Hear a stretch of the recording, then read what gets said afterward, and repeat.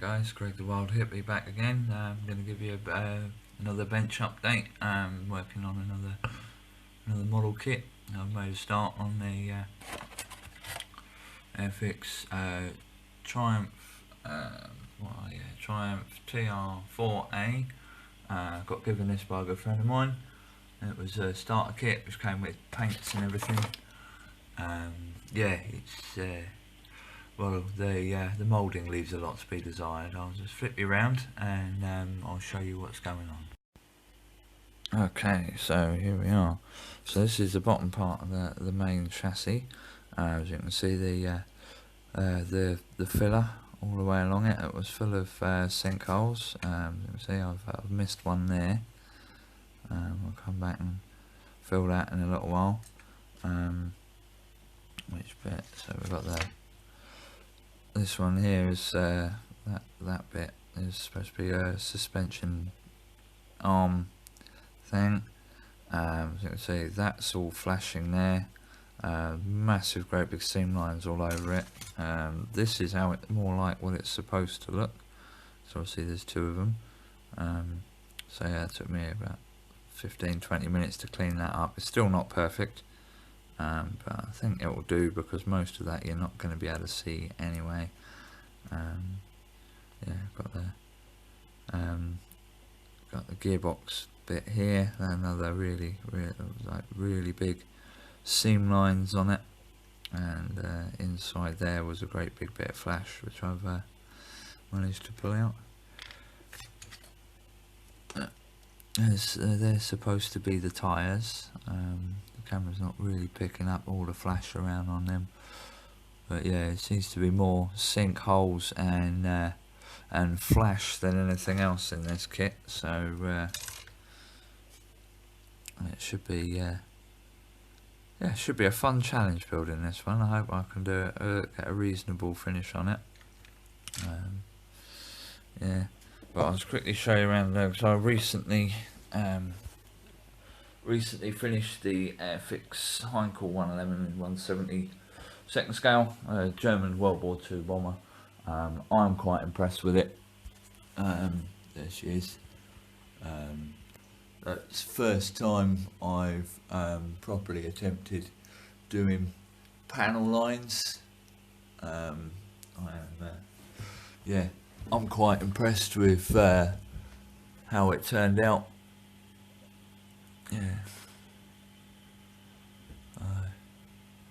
Yeah, it's not bad. I like how that technique, which I'll try and show you on the next aeroplane I do, just makes the whole thing look really filthy. Yeah, quite happy with that. Want to build a Africa core Hurricane next, to have that sort of coming up behind it and attacking it, but that's a long way off. It's, I don't know, I've got other projects and things to do in the meantime. And as you can see up here, I've got a Spitfire, I've got two Stug assault guns. I'm going to get some troops to go with that, and maybe a pillbox, and make a little diorama with them, because they're only small. And then there's the HMS Belfast at the back, which one day I'm going to have another look at. That was an awful kit. It was worse than the hood for flash and sinkholes, but yeah, that's the job for another day. Right, okay, bench update on the Triumph TR4A from Airfix.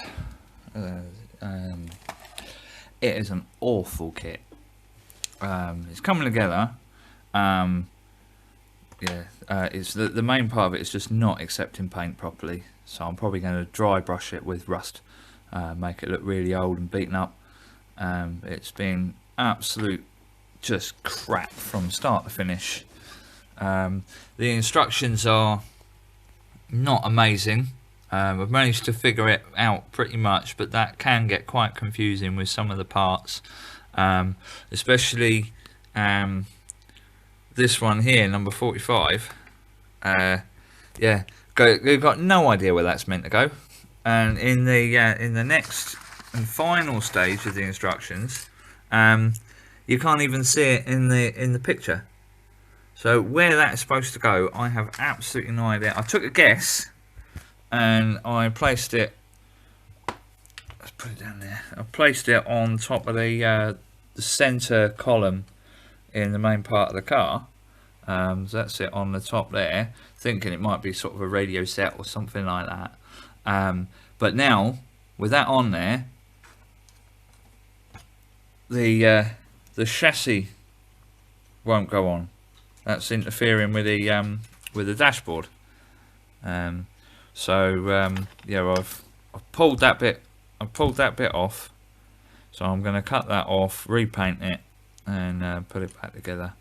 Yeah, I mean the wheels are meant to go round, but I couldn't get them on to the axles far enough, even with drilling them out with my largest drill bit, which is only, I think it's 1.5 mil or 1.8, and then doing the rest with the scalpel blade.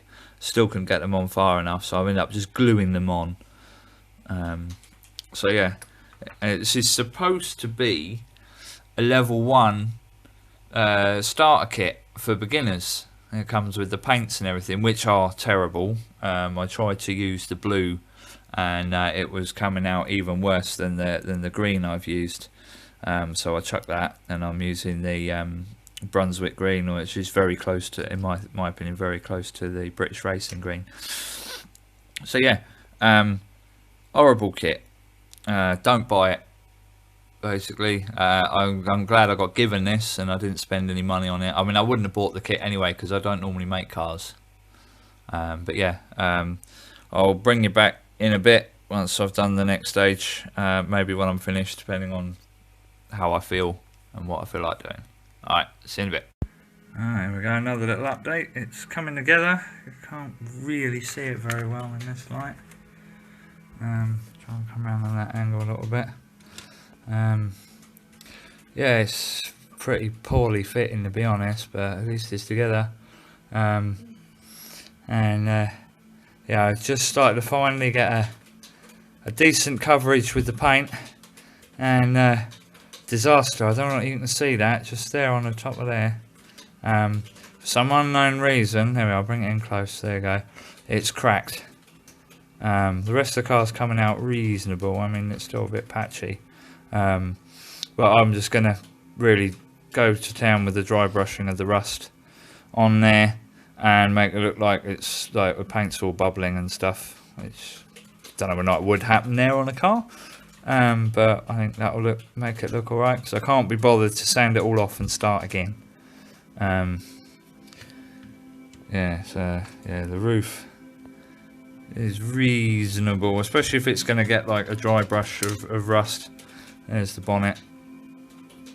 Yeah, if it's going to get a dry brushing of rust all over it, then I don't think it will look too bad. So yeah, that's a little update on the Triumph. I'm going to put all these together in the one sort of build video, if you will. So I'll see you when I've updated a bit more. Yeah, I never did figure out where that bit was supposed to go inside the car. Yeah, it stayed out basically. Bit annoying, but yeah, get you on the instructions. It's supposed to go in there somewhere, as I said before when I was showing you, but it just doesn't actually fit anywhere. As I said to you before, the world's worst instruction sheet. I mean, that's supposedly it there. It just doesn't fit in anywhere. So yeah, most annoying. But yeah, I mean, that's all done now. All the parts are on. Yeah, I mean, it doesn't look too terrible. I mean, a bit of rust on the edges, yeah, it'll be alright. It's not my best work by a long chalk. I don't mind. Right, on to the weathering. Alright, here we go. So a bit more work done on the Triumph. Yeah, a few more bits and pieces on. Yeah, I completely forgot to paint the back of the grille, so I'll probably glue the bonnet down because I'm not exactly happy with that engine. But yeah, it's, yeah, as I said, it's the world's worst kit. Yeah, they put the number plates on.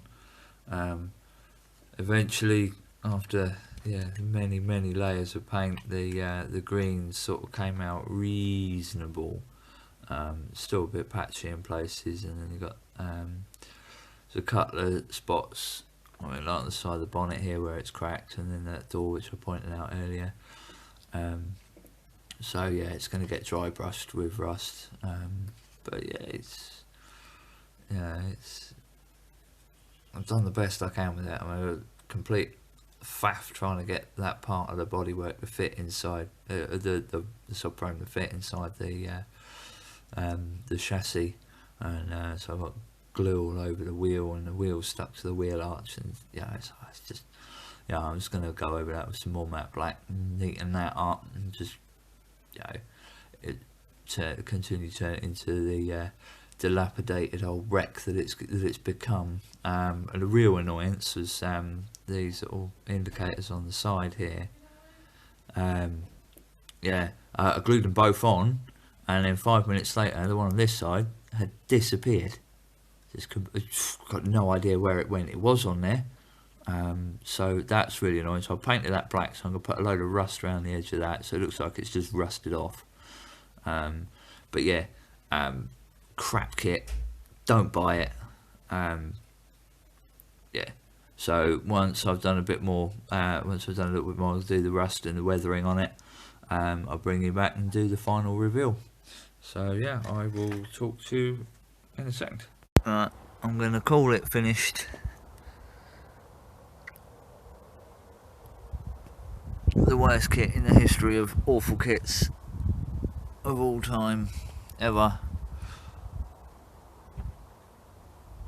Yeah. But yeah.